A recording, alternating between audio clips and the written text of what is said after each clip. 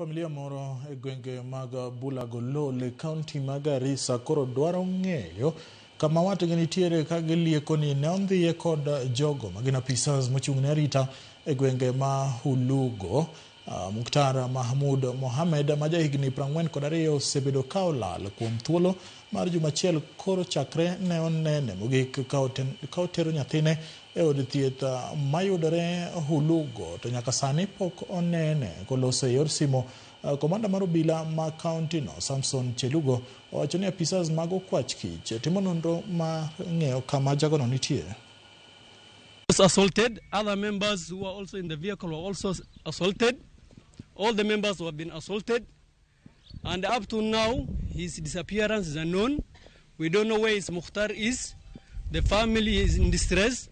We are therefore calling all the government agencies, the women organizations and the media to intervene and to release Mukhtar and ensure his safety.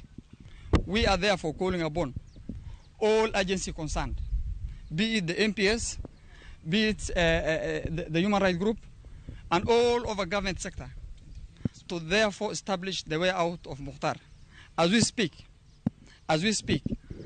the victim physical safety and mental well-being is in immediate jeopardy. Therefore, as a family member, as a son, we call for immediate release and whereabouts of Mukhtar to be located. We are not living in an anarchist country. We are living in a country governed by law and rule of law. According to eyewitnesses, one of our family member, Mr. Mukhtar Mahmoud Mohammed, was abducted by security personnel while seeking treatment in the hospital. We therefore call upon all the security agencies to intervene in this matter. The law and the constitution of Kenya is absolutely clear.